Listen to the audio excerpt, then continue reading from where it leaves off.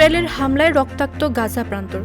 ফিলিস্তিনের গাজায় ইসরায়েলি বর্বরতার প্রতিবাদে বিশ্বব্যাপী গাজাবাসীর হরতাল পালনের অনুরোধে বাংলাদেশিদেরও ঐক্যবদ্ধভাবে সাড়া দেওয়ার আহ্বান জানিয়েছেন জাতীয় নাগরিক পার্টির উত্তরাঞ্চল মুখ্য সংগঠক সার্জিস আলম। বান্ডেল থাকলে প্রতি সেনমানিতে টাকা বাঁচবে। বিকাশ সেনমানি বান্ডেল কিনে জিতুন প্রতি লেনদেনে। রোববার বিকেলে সামাজিক যোগাযোগ মাধ্যম ফেসবুকে এক পোস্টে এই আহ্বান জানান তিনি। এছাড়াও মানুষ কিংবা মুসলিম হিসেবে এসব বন্ধ রাখাতেই দায়িত্ব সীমাবদ্ধ হওয়া উচিত নয়, বরং দলমত নির্বিশেষে সারা দেশের ছাত্র জনতা একসঙ্গে রাজপথে নেমে ইসরায়েলি খুনিদের বিরুদ্ধে প্রতিবাদ জানানো উচিত বলেও মন্তব্য করেন সার্জিস।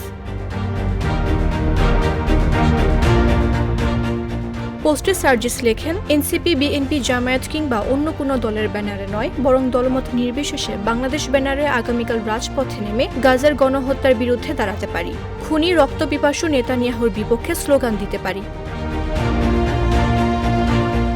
অবশেষে সার্জিস লেখেন, March for Gaza, Bangladesh for Gaza.